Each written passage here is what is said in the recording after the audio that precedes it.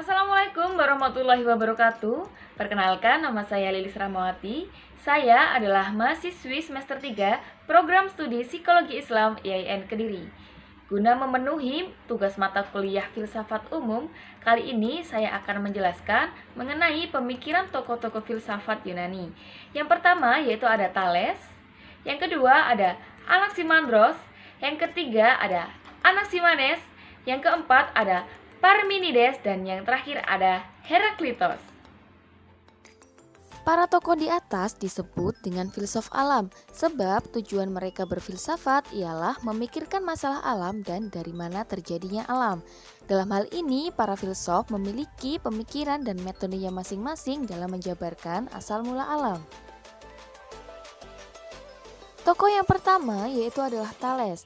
Thales berpendapat bahwa air sebagai prinsip dasar segala sesuatu. Thales tidak meninggalkan bukti-bukti tertulis mengenai pemikirannya dalam berfilsafat. Pemikiran Thales terutama didapatkan melalui tulisan Aristoteles tentang dirinya. Aristoteles mengatakan bahwa Thales adalah orang pertama kali yang memikirkan tentang asal mula terjadinya alam semesta. Thales menyatakan bahwa air adalah prinsip dasar dari segala sesuatu. Air menjadi pangkal, pokok, dan dasar dari segala-galanya yang ada di alam semesta. Argumentasi Thales terhadap pandangan tersebut adalah bagaimana bahan makanan semua makhluk hidup mengandung air dan bagaimana semua makhluk hidup juga memerlukan air. Karena air adalah sumber kehidupan dan tanpa air makhluk hidup pasti akan mati. Selain itu, air adalah zat yang dapat berubah menjadi padat, cair, ataupun gas tanpa mengurangi volumenya. Thales juga mengemukakan bahwa bumi terletak di atas air. Bumi dipandang sebagai bahan yang satu kali keluar dari laut dan kemudian terapung-apung di atasnya. Menurut Thales, bahan dasar dari segala sesuatu adalah air.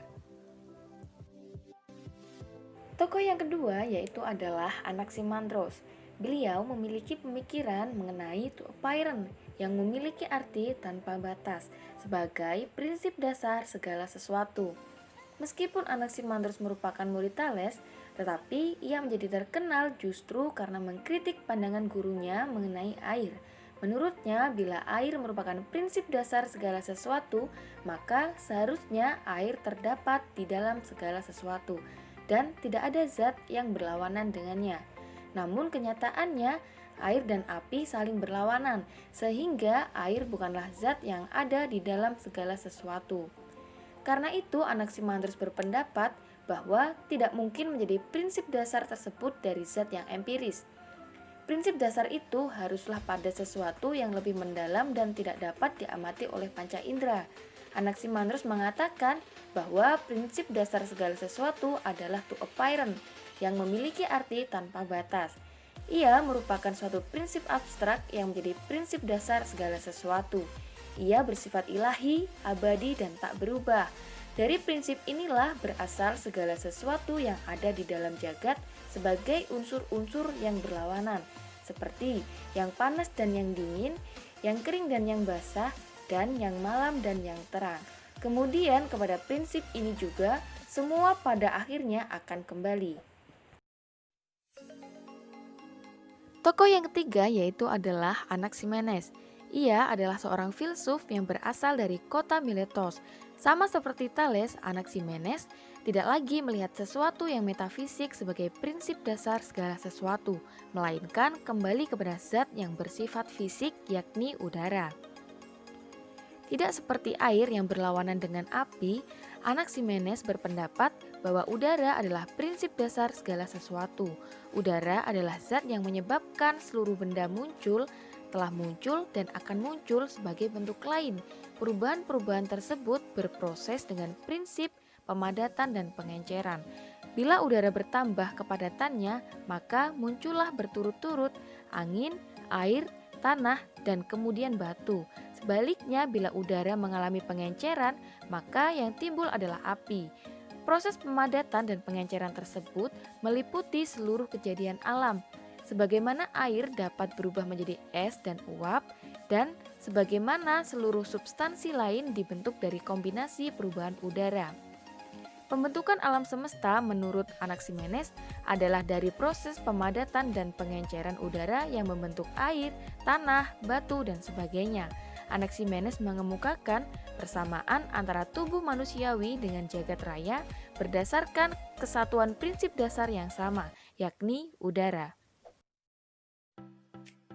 Tokoh yang keempat yaitu adalah Parmenides. Parmenides merupakan tokoh yang paling terkenal. Pemikiran filsafatnya bertentangan dengan sebab ia berpendapat bahwa segala sesuatu yang ada tidak berubah.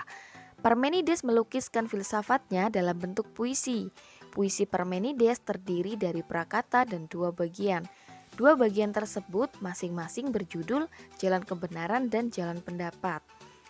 Parmenides mengemukakan bahwa berpikir terhadap sesuatu berarti memberikan gambaran terhadap eksistensi sesuatu itu. Karena menurut Parmenides, perubahan adalah tidak mungkin. Ia juga berpendapat bahwa kehadiran sesuatu dan kepergian sesuatu hanyalah ilusi. Pemikiran tokoh Parmenides menganggap bahwa segala sesuatunya tidak berubah. Tanda kutip yang ada, Parmenides berpendapat bahwa satu, yang ada adalah satu dan tak terbagi, sedangkan pluralitas tidak mungkin. Hal ini dikarenakan tidak ada sesuatu yang dapat memisahkan yang ada. Kedua, yang ada tidak dijadikan dan tidak dapat dimusnahkan. Dengan kata lain, yang ada bersifat kekal dan tak berubah. Yang ketiga, yang ada itu sempurna, seperti bola yang jaraknya dari pusat ke permukaan semuanya sama. Yang keempat, yang ada mengisi semua tempat, maka disimpulkan bahwa tidak ada ruang kosong. Jika ada ruang kosong, artinya menerima bahwa di luar yang ada masih ada sesuatu yang lain. Tokoh yang kelima yaitu adalah Heraklitos. Beliau adalah filsuf yang berasal dari Efesus di Asia Kecil. Pemikiran Heraklitos yang paling terkenal adalah mengenai perubahan-perubahan di alam semesta. Menurut Heraklitos, tidak ada satupun hal di alam semesta yang bersifat tetap atau permanen. Tidak ada sesuatu yang betul-betul ada. Semuanya berada di dalam proses.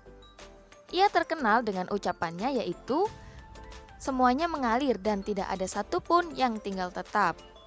Segala sesuatu yang terus berubah di alam semesta dapat berjalan dengan teratur karena adanya logos. Logos adalah rasio yang menjadi hukum yang menguasai segala-galanya dan menggerakkan segala sesuatu termasuk manusia. Menurut Heraklitos, setiap benda terdiri dari yang berlawanan. Meskipun demikian, di dalam perlawanan tetap terdapat kesatuan. Dapat dikatakan bahwa yang satu adalah yang banyak dan yang banyak adalah satu. Anaximenes juga memiliki pandangan seperti ini. Namun perbedaannya dengan Heraklitos adalah Anaximenes mengatakan pertentangan tersebut sebagai ketidakadilan, sedangkan Heraklitos menyatakan bahwa pertentangan yang ada adalah prinsip keadilan. Kita tidak akan bisa mengenal apa itu siang tanpa kita mengetahui apa itu malam. Kita tidak akan mengetahui apa itu kehidupan tanpa adanya realitas atau kematian. Kesehatan juga dihargai karena adanya penyakit. Demikianlah dari hubungan pertentangan seperti ini. Segala sesuatu yang terjadi dan tersusun. Heraklitos menegaskan prinsip ini di dalam kalimat yang terkenal dengan perang adalah bapak segala sesuatu. Perang yang dimaksud adalah pertentangan. Baik, itu adalah pemikiran dari para tokoh filsuf. Pada prinsipnya, kita harus selalu memperdayakan akal dan pikiran dalam berbagai aktivitas, tanpa meninggalkan kepercayaan kita terhadap Tuhan Yang Maha Esa. Sekian dari saya, mohon maaf jika ada perkataan atau penjelasan yang kurang sesuai. Terima kasih, wassalamualaikum warahmatullahi wabarakatuh.